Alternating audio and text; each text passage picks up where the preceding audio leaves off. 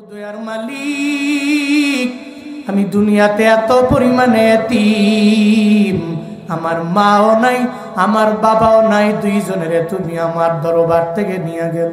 আমি ছোট মানুষ, আমি ছোটবেলায় আমার মাকে হারায়া ফেললাম, আমার বাবাকেও হারায়া ফেললাম, যার দরুন আজকে হারিকেন জ্বালায়া তেলের মাধ্যমে মাদ্রাসায় আমি পড়তেও পারি না। আমার অভাবের কারণে আমার সঙ্গীরা পড়াশোনা করে, এরা হারিকেন জ্বালাইতেও পারে। এদের মা বাবারা কি পরিমাণে আদর করে, কত কিছু কিন্না দিয়া যায়, কিন্তু আমি এত পরিমাণে কপাল খারাপ। আমার মাও নাই, আমার বাবাও নাই, আমার কেউ নাই, যার কারণে আমি হারিকেন জ্বালাইয়া কোরআন পড়তে পারি না রে মাওলা। আল্লাহ গো, আমার মা বাবার কবর জান্নাতের বাগান বানায়া দিও। আমি হাফেজে কোরআন রে তুমি দিনের জন্য কবর গইরা নিও। আল্লাহ গো, কোরআনটাকে যাতে মুখস্থ করে নিতে পারি, এ কারণে তুমি আমার জন্য একটু তেলের ব্যবস্থা করে দিও। একজন মা বাবা হারা সন্তান, আবার সিনার মধ্যে যার কোরআনটারে আছে রে বাবা, ওই হাফেজে কোরআনে তিন যখন আমার মাওলার দরবারে আবদার জানায়, আমার মাওলার আরশে মুআল্লা পর্যন্ত বান্দা কম্পিত হয়ে যায়।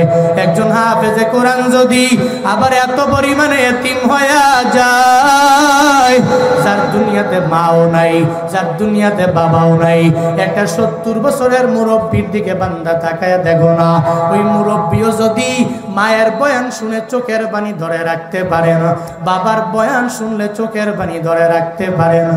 আমি যদি বলি মুরব্বী আপনার মা বাবার জন্য কান্না করেন কেন, আপনিও তো কয়েকদিন পরে দুনিয়া থেকে বিদায় নিয়ে চলে যাবেন, এরপরে ওই মুরব্বী দেখবেন চোখের পানি বন্ধ করতে পারবেন। মুরব্বীও জানে আমার মা আমার এত পরিমাণে আপন ছিল, আমি বাড়িতে যাওয়ার পরে আমার মায়ের পাই না, আমার বাবারে পাই না। একটা মা বাবা হারা সন্তানের কি পরিমাণে বেদনা রে বাবা। যারা এতিম হয়ে যায়, ওই এতিমেরাই বুঝতে পারে মা বাবার কি পরিমাণে কদর। আবার মা বাবাও যদি একটা সন্তানকে হারায় ফেলে, মা বাবাও জানে কি পরিমাণে কদর। একটা সন্তানের জন্য কি পরিমাণে কান্না জানো। ওই সিলেটের মুনতাহার দিকে তাকাইলেই বান্দা বুঝা যায়, ওই মুনতাহা দুনিয়া থেকে বিদায় নিয়ে চলে যায় নাই, বরং বিদায় করে দেওয়া হয়।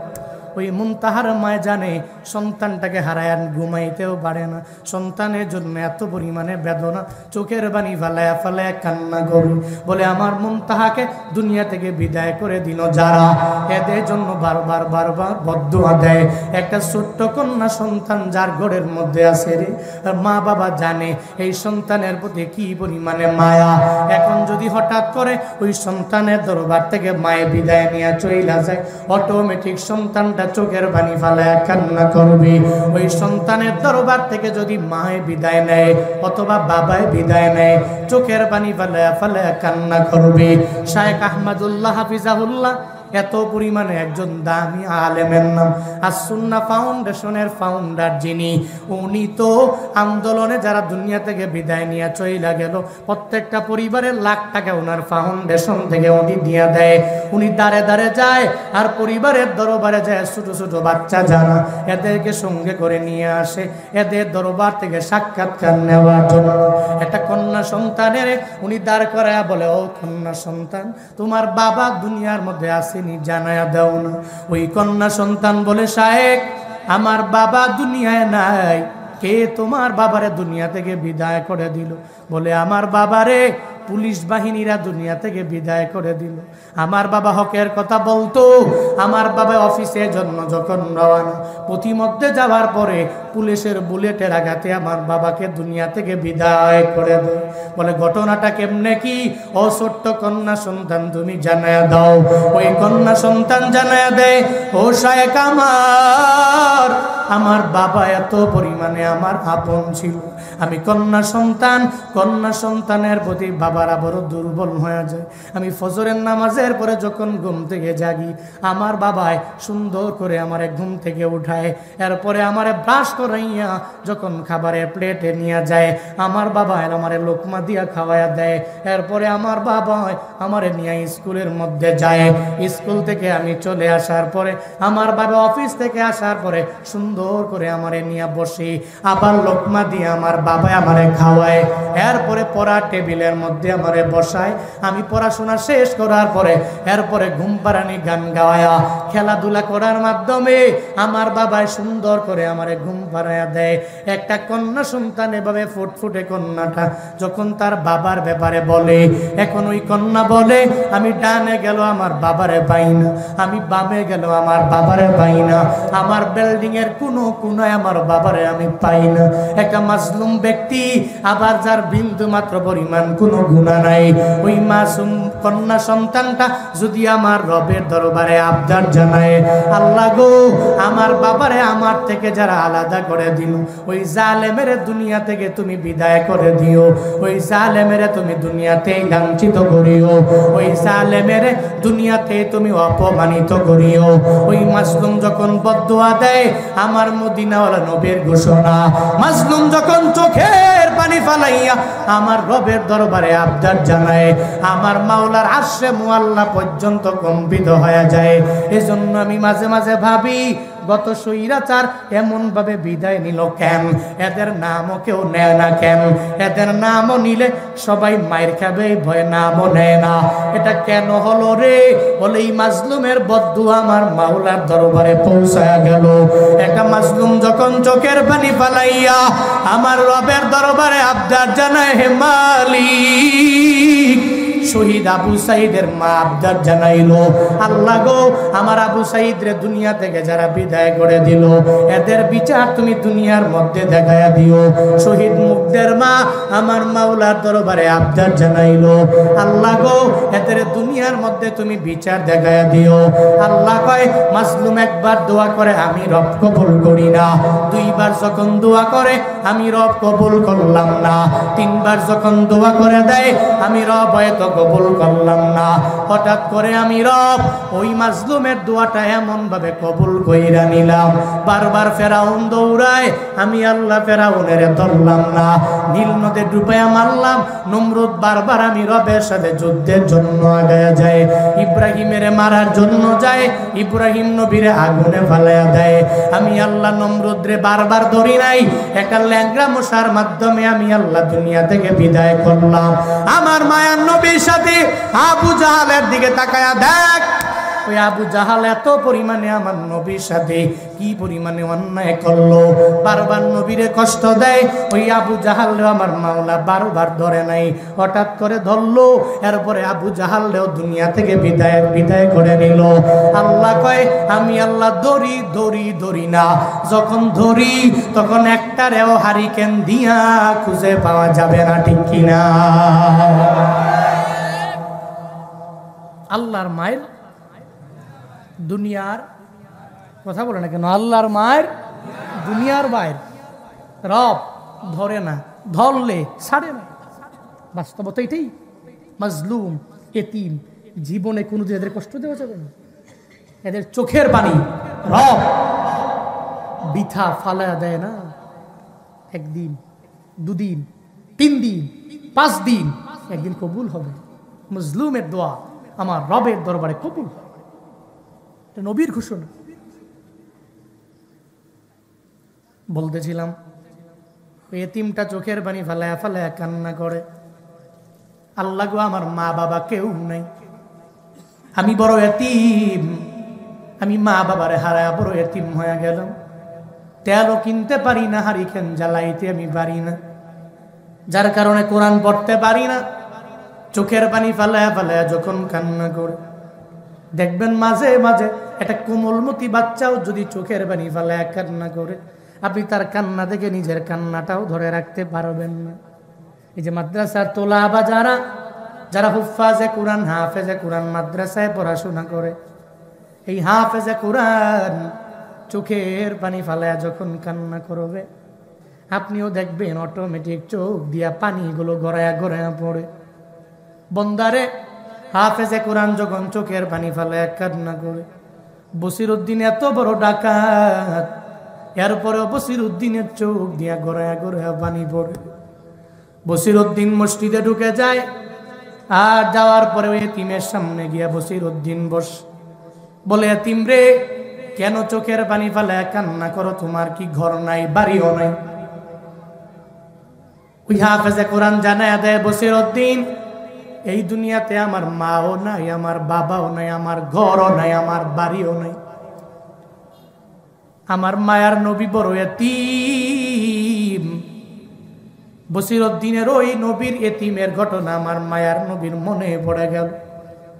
রহমাতুল লিল আলামিন এতিমরে দেখলেই ধইরা নিয়া নিয়া আমার মায়ার নবী চলে যাইতেন আয়েশার ঘরে। উম্মাহাতুল মুমিনিন আয়েশা, আয়েশার ঘরের মধ্যে আমার মদিনাওয়ালা নবী নিয়ে গেলেন। হঠাৎ একদিন মসজিদে নববী থেকে বের হয়ে যখন হুজুরার দিকে আমার নবী যায়, যাওয়ার পথে তাকায়া দেখে অনেকগুলো শিশুরা মাঠের মধ্যে খেলাধুলা করে।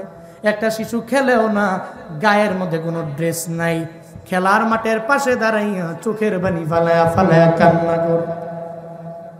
মায়ার নবী গিয়া বলে, এই ছেলে, সব বাচ্চারা খেলে, তুমি কেন এখানে দাঁড়ায়া দাঁড়ায়া চোখের বানি ফালায়া কান্না করো? ওই ছেলে বলে, হুজুর আমার মা বাবা কেউ নাই, আমার মতো এতিম দুনিয়ায় কেউ নেই, আমার ঘরও নাই, আমার বাড়িও নাই, দুনিয়াতে আমার কিচ্ছু নেই। নবী বলে, আয় আয়, আমি তোরে সঙ্গে করে নিয়ে যাব। আজকে থেকে তুই আমারে বাবা বলবা, আমার স্ত্রী আমার বিবি আয়েশারে আম্মা বলবা। নবী তারে সঙ্গে করে লয়া রওয়ানা হয়ে গেল। এই এতিমের দইরা যখন নবী আম্মা জান আয়েশার ঘরে যায়, হুজরা মুবারকের মধ্যে গিয়া বলে, ও আয়েশা, একটা বাচ্চা আমি তোমার দরবারে নিয়ে আসলাম, এই বাচ্চাটারে লালন পালন করো, আর এই বাচ্চাটারে সুন্দর করে গোসল করাইয়া দাও, এরপরে সুন্দর করে আরে কাপড় পরাইয়া দাও, আমি তারে মসজিদে নববীর মধ্যে নিয়ে যেতে চাই।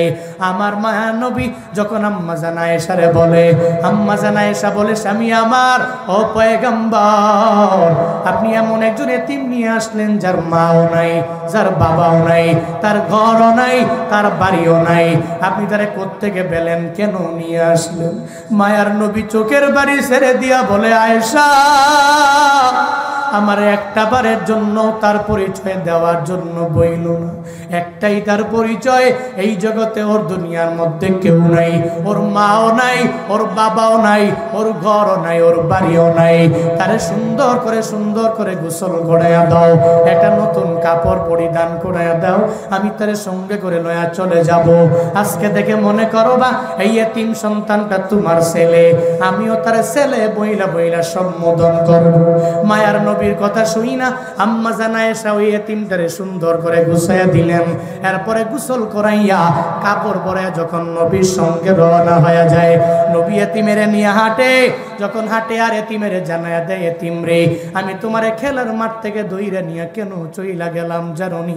কারণ আমারও মা ছিল না, আমারও বাবা ছিল না, আমি দুনিয়াতে এত পরিমাণে এতিম, দুনিয়াতে আসার পরে আমি আমার বাবারে পাই নাই, আমার বাবার আদর কেমন হয়ে যায় এই ব্যাপারে আমি জানি না, আমার মারেও পাই নাই, আমার দাদারও আমি 8 বছর বয়সে হারায়া ফেললাম, আমার মতো এতিম দুনিয়ায় কেউ নাই, যার কারণে ওই এতিম আমি তোমারে সঙ্গে করে লয়া তোমার দুঃখটাও পরিপূর্ণ বুঝে নিলাম। এতিম রে, আমার মাওলা আমারে জানায়া দিয়েছে, ফাম্মাল ইয়াতীমা ফালা তাকহার, ও পয়গম্বর জীবনে কোনোদিন এতিম রে দমক দিবেন না। আমার মায়ার নবী বলে, ও এতিম আয়, আমি নবীর ঘাড়ে আয়, আমি তোরে ঘাড়ে করে লইয়া মসজিদে নববীর মধ্যে নিয়ে যাব। ওই এতিম বলে, হুজুর না না, আপনি তো অনেক পরিমাণে একজন দামি মানুষ, আপনার ঘাড়ের মধ্যে আমার পা রাখতে পারি না, আপনার পিঠে মোবারকের মধ্যে আমি পা রাখতে পারি না, ও নবী গো, আপনি আমারে নিয়ে হাঁটলেই চলবে, আমারে ঘাড়ের মধ্যে উঠানো লাগবে না, লাগবে না। মায়ার নবী কয়, না রে, তুই বিন্দু মাত্র পরিমাণ রাগও করবি না, ক্রোধান্বিত হবি না, বিন্দু মাত্র পরিমাণ আফসোসও করবি না, নিজের অপরাধী মনে করবি না, তুই আমার ঘাড়ের মধ্যে আয়, আমি তোরে সঙ্গে করে লয়া মসজিদে নববীর মধ্যে নিয়ে যাব। আশেপাশে সব ছেলেরা ওই ছেলের দিকে তাকায়া বলে, তার কপালটা বুঝি এত পরিমাণে ভালো। আমার মায়া নবী তারে বলে, তাকে বাবা বলবে, আমার নবীরে বাবা বলবে, আম্মা জান আয়েশারে মা বইলা সম্বোধন করবে। আমার মায়া নবী এতিমদের ধমক দেন নাই, বরং এদের ছেলেরে সঙ্গে করে লইয়া এদের বললেন, তুমি আমারে বাবা বলবা, আম্মা জান আয়েশা, ওই আয়েশারে তুমি আম্মা বলে সম্বোধন করবা। বসিরউদ্দিনের মনের মধ্যে আমার মায়ার নবীর ওই ব্যাপারে যখন মনের মধ্যে চলে আসলো, এবার বসিরউদ্দিন চোখের পানি ফালায়া ফালায়া কান্না করে। বসিরউদ্দিন বলে, ও হাফেজে কুরআন, চোখের পানি ফালায়া কান্না করার দরকার নাই, কি প্রয়োজন তোমার? বলে, আমার তেলের প্রয়োজন, হারিকেন জ্বালাইয়া আমার সুন্দর করে কুরআন তিলাওয়াত করবার মন চায়।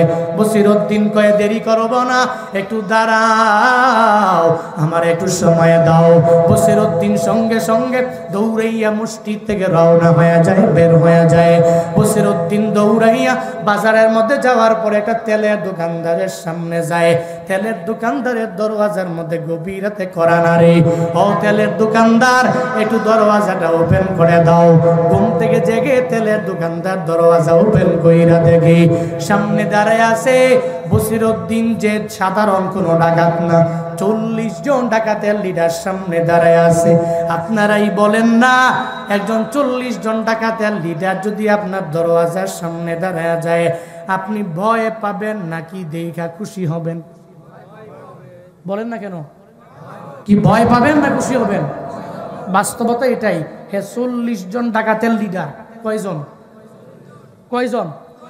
হ্যাঁ, 40 জন ডাকাতের লিডার। ওরে বাপরে বাপ, হে আমার দরওয়াজার সামনে আসছে, এর মানে শেষ, জীবনেরই শেষ। আমার যা আছে সব জুলুম করে, নির্যাতন করে সব লইয়া যাবে।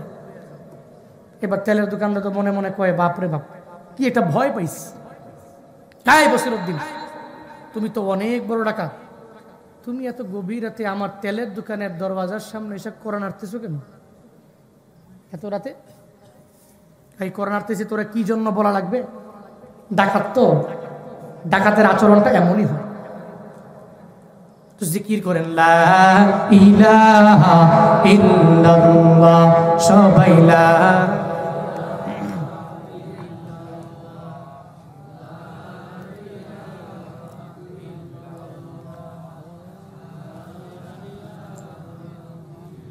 লা ইলাহা ইল্লাল্লাহ, লা ইলাহা।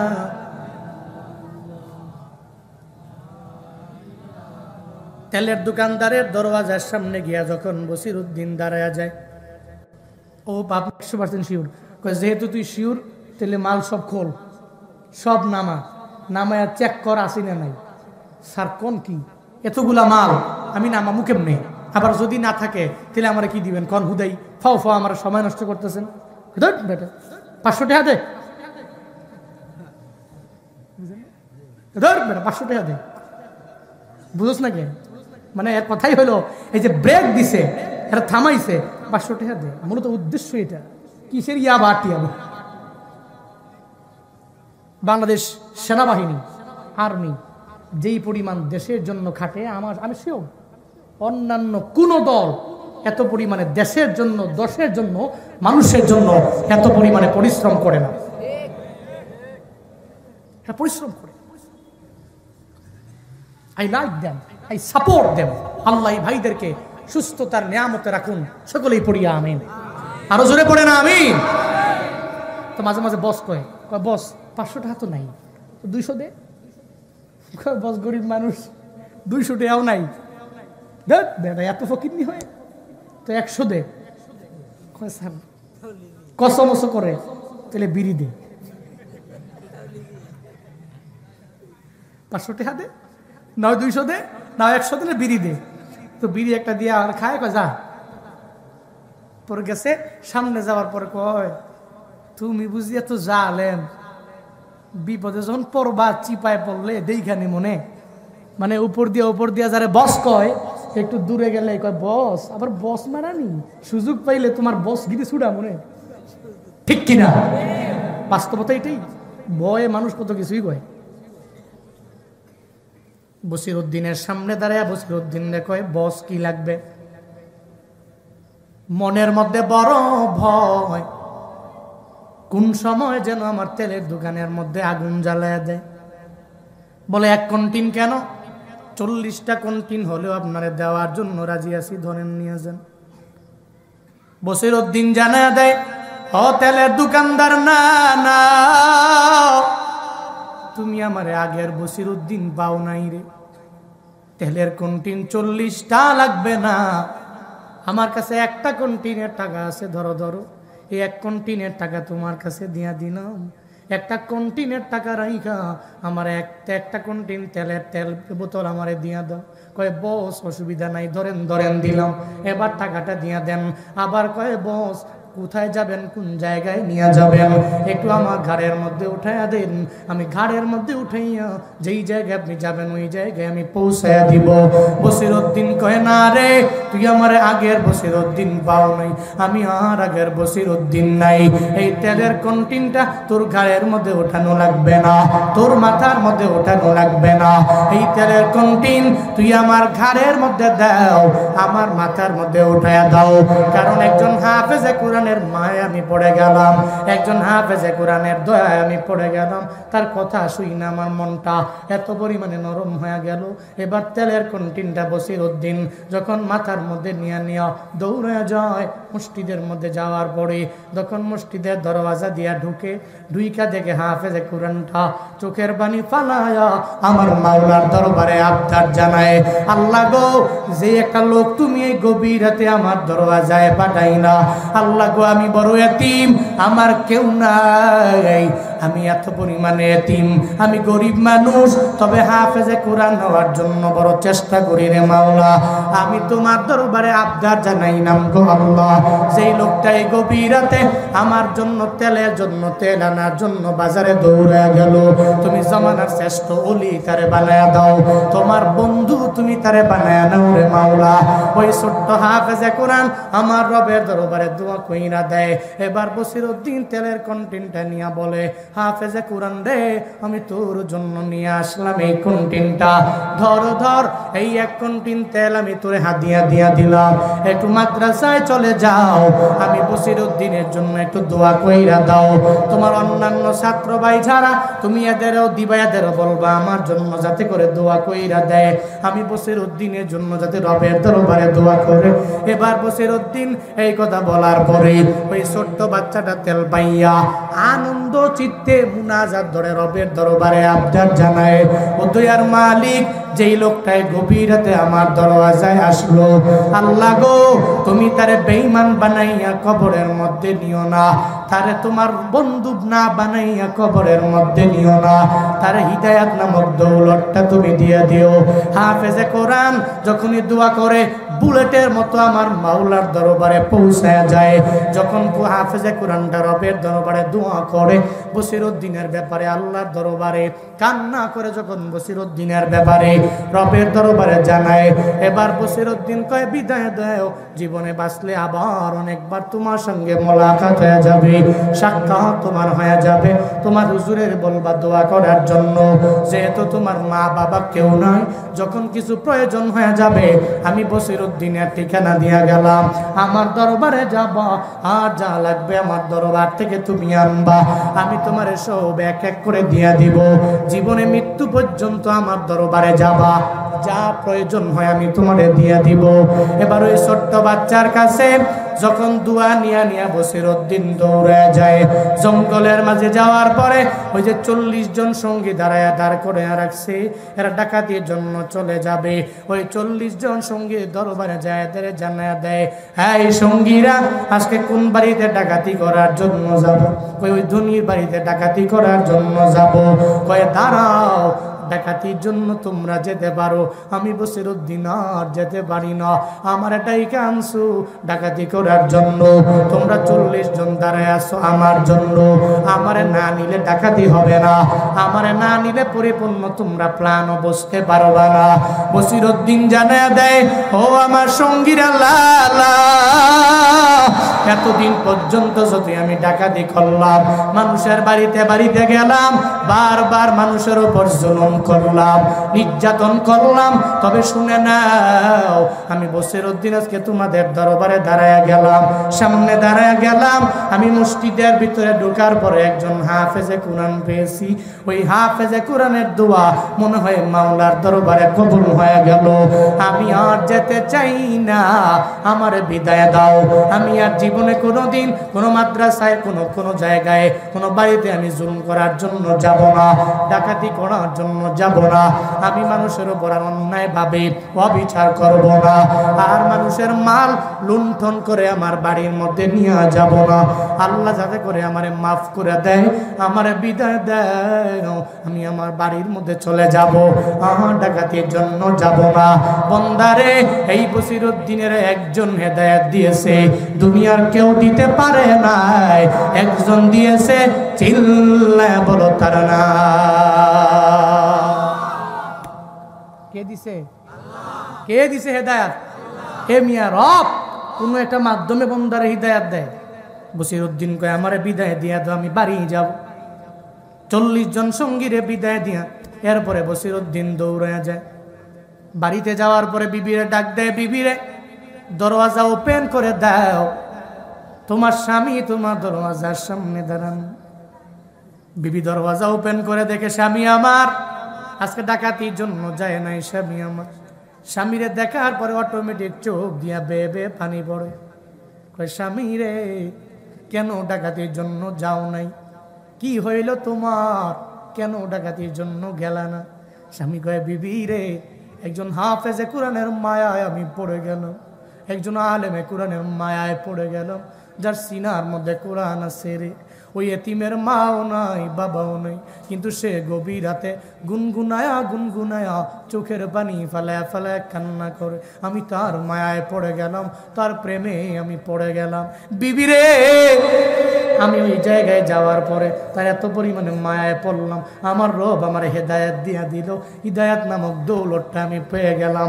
আমি নিয়ত করে নিলাম জীবনে আর কোনোদিন ডাকাতির জন্য যাব না, আর চুরি করার জন্য যাব না, আর মানুষের সাথে জুলুম করব না, আর অন্যায় করব না, অবিচার করব না, নিয়ত করে নিলাম। বিবি খুশি হইয়া আমার রবের দরবারে আবদার জানায়, আল্লাহ আমার বসিরউদ্দিনের তুমি এত পরিমাণে হেদায়েত দিয়া দিলা, সে আজকে থেকে এত পরিমাণে ভালো হয়ে গেল। এবার বসিরউদ্দিনের সঙ্গে করে লয়া বলে, হাসান বসরির সাথে তোমার মোলাকাত হয়ে যাবে। ওই কুফানগরের বসরার ওই হাসান বসরি জামানার শ্রেষ্ঠ একজন মুহাক্কিক আলেম, একজন ওলিয়ে কামেল, ওনার দরবারে তোমারে নিয়ে যাব। বসিরউদ্দিনের বিবি বসিরউদ্দিনের সঙ্গে করে লইয়া যখন হাসান বসরির দরবারে যায়, বলে হাসান বসরি, আপনার দরবারে আমার স্বামীরে নিয়ে আসলাম, একটু এর বায়াত দিয়া দেন, যাতে করে আপনাকে অনুসরণ করে ফলো করে, যাতে করে ও আগায় যেতে পারে। হাসান বসরি দেখার পরে মনে মনে কয়, আরে কই যেন দেখলাম রে, আরে কই যেন দেখলাম রে, এই লোকের চেহারাটা কেন যেন বারবার ভেসে যায়। হঠাৎ মনে পড়ে গেল, গত রাতের বেলা একজনের আমি স্বপ্ন যুগে দেখলাম, আমি তো আমার মাওলার সাথে ইলহাম জারি হয়ে গেল, আল্লাহ জানায়া দিয়েছে গত রাতের বেলা, ও হাসান রে, তোমার এলাকার মধ্যে একজন ডাকাত ছিল, ওই ডাকাতটার আমি রবের বন্ধু হয়ে গেল, তার নাম হলো বসিরউদ্দিন, এই হলো তার চেহারা। এবার হাসান বসরি কয়, এই মহিলা, তুমি যেই স্বামীরে, তোমার স্বামীরে আমার দরবারে নিয়ে আসলা, একটু দাঁড়াও, এরে আমারে দেখতে দাও। সঙ্গে সঙ্গে যখন তার চেহারাটা দেখে ফেললো, চেহারাটা দেখার পরে সঙ্গে সঙ্গে আর বুঝতে বাকি নাই, হরে যারে স্বপ্নে দেখলাম সে তো আমার দরওয়াজায় দাঁড়ানো, আমার সামনে আইসা দাঁড়ায় গেল। হ্যাঁ বসিরউদ্দিনের বিবি, আজকে থেকে আর কোনো চিন্তা নাই, তোমার স্বামী আমার মাওলার এত পরিমাণে বন্ধু হয়ে গেল। গত রাতের বেলা তোমার স্বামীর ব্যাপারে আমার মাওলা স্বপ্ন যুগে আমার ইলহাম জারি করার মাধ্যমে দেখা দিল, হাসান রে, একজনের আমি রবের বন্ধু বানায় নিলাম, তোর এলাকার মধ্যে একজন বসিরউদ্দিন আছে, সে আমি মাওলার বন্ধু হয়ে গেল। এবার সঙ্গে সঙ্গে জানা দেয়, চিন্তা করবা না, তোমার স্বামীর আমার মাওলা হিদায়াত নামক দৌলত দিয়ে দিল। শুধু তাই না, জমানার শ্রেষ্ঠ ওলিদের মধ্যে একজন আমার মাওলা তোমার স্বামীরে বানায় দিল। বন্দারে, এই যে ডাকাত থেকে আমার মাওলা তারে হিদায়াত দিল, হাফেজে কোরআনের ওসিলায় দিয়া দিল, আম জমানার শ্রেষ্ঠ ওলিও আমার মাওলা বানায় দিল। দুনিয়ার কেউ বানায় নাই, একজন বানাইছে, চিল্লায়া বলো তার নাম। কে বানাইছে? আউলিয়ারা কারে উকবা ইখতিয়ার, জাহেলারা কারে দুনিয়া ইখতিয়ার। মাইলে মুমিন সুয়ে মুমিন মিশাওয়াত, মাইলে কাফির সুয়ে কাফির মিশাওয়াত। সোহবতে সালেহ তোরা সালেহ কুনাত, সোহবতে তালেহ তোরা তালেহ কুনাত। হাফেজে কোরআন বসির উদ্দিনের জন্য দোয়া করার কারণে আমার মাওলা বন্ধু বানিয়ে নিল। ও চাটমোহরের মুসলমান, এই রামনগরের মুসলমানেরা, আমার মাওলাও কোনো এক হাফেজে কোরআনের দোয়ার বদৌলতে তোমারও জমানার শ্রেষ্ঠ ওলি বানায়া দিতে পারে। আজকের এই মাহফিল থেকে তালিম নিয়ে আগে যাও রে বাবা। জীবনে কোনো এতিমের ধমক দিবা না, জীবনে কোনো হাফেজে কোরআনের ধমক দিবা না। এদের মাথায় হাত বুলা দাও, এদের মাদ্রাসায় মাঝে মাঝে যাইবা, এদের দেখবা আর এদের থেকে দোয়া নিয়ে আগায়া যাবা। আমার মাওলা সবারে ফিরে দিলে, যার সিনার মধ্যে কোরআন আছে এই মানুষগুলো না আমার মাওলা ফিরে দেয় না। এদের থেকে দোয়া নিয়ে নিয়ে আগায়া যাও। আমার রবের কোরআনের সাথে সম্পর্ক লাগাও রে বাবা, যেমনে পারো সম্পর্ক লাগাও। কেমনে লাগাবা? হুজুর আমি নিজে পড়তে পারি না, আমার ছেলেও পারে না, আমার মেয়েও পারে না, কেউ পারে না, কিন্তু হুজুর গো আমি মাদ্রাসার মধ্যে খেদমত করি, ওই মাদ্রাসার সভাপতি আমি আছি, ওই মাদ্রাসার সহসভাপতি আমি আছি, কমিটি বৃন্দের মধ্যে একজন আছি, আমি এদের দেখাশোনা করি, মাঝে মাঝে দান চাইলে আমি দিয়া দেই। এই মাদ্রাসার খেদমতে আমি নিজের নিয়োজিত করে নিলাম। হুজুরেরা যখন আসে, যখন বয়ান আরম্ভ করে দেয়, আমি নিজের তখন ধরে রাখতে পারি না, মাদ্রাসার মধ্যে আমি দান কইরা দেই। আমার টাকা দিয়া আমি একটা নিজে মাদ্রাসাও চালাই। বন্দারে এই চিন্তা ভাবনাগুলো অন্তরের মধ্যে নিয়ে যদি অগ্রগামী হয়ে যাও, হাসরের ময়দানে আমার রবের দরবারে যাবা। আল্লাহ সেদিন বলবে, হ্যাঁ আব্দুর রহিম দুনিয়ার মধ্যে কি রেখে আসলা? ওই আল্লাহ গো দুনিয়ার মধ্যে কিছু রাখতে পারি নাই, কোনো আমল করতে পারি নাই, তবে এতটুকু করলাম, একটা মাদ্রাসা আমি করে দিয়ে আসলাম।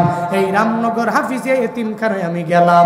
এতিমখানায় যাওয়ার পরে হুজুর যখন বয়ান করলো, আমি হুজুরের বয়ান শুনি না, এই মাদ্রাসার মধ্যে আমি 5,000 টাকা দিয়া দিলাম, আমি 10,000 টাকা দিয়া দিলাম। মাদ্রাসার ভবন হবে নিজস্ব জায়গার মধ্যে, আমি ওই জায়গায় শরীক হয়ে গেলাম। বাবারে হাসরের ময়দানে যদি আমার মাওলার দরবারে বলো, আল্লাহ গো জীবনে আর কিছু করতে পারি নাই, আল্লাহ বলবে যা যা এই আব্দুল করিম, এই আব্দুর রহিম, এই আব্দুর রহমান, আমি আল্লাহ তোর জিন্দেগীর গুনাহগুলোরে মাফ করে দিয়া আমি রবের জান্নাতে ঢুকাইয়া দিলাম। পারবেন? পারবেন। রবের দরবারে এটা বলবেন। এই জন্য তো মাঝে মাঝে বলি, মাদ্রাসার সাথে যেমনি হোক কোনো না কোনো একভাবে সংশ্লিষ্টতা রাখবেন, সম্পর্ক, রিলেশন, তাল্লুক রাখবেন। মাদ্রাসায় কিচ্ছু পারেন নাই দিতে, অন্তত পক্ষে বিরোধিতা করবেন, সাপোর্ট দিবেন। এই সমস্ত মাদ্রাসা আপনার এলাকার জন্য রহমত, করুণা, দয়া। এসব মাদ্রাসা, এই মাদ্রাসার উসিলায় আল্লাহ পাক আপনাকে বাঁচায়, আল্লাহ আপনাকে খাওয়ায়। সিন্নি খাইলা কার দ্বারা মোল্লারে চিনলা না? এরা তাহাজ্জুদে রক্তে উঠে, চোখের পানি ফালা, 2 রাকাত নামাজ পড়ে, ছোট কোমলমতি বাচ্চা। এমনও কিছু বাচ্চা আছে যার জিন্দেগিতে কোনো গুনাই নাই, আছে না নাই? এই যে মাদ্রাসায় পড়ে, হিফজে পড়ে, এরা আছে, এর জিন্দেগিতে কোনো গুনাই নাই।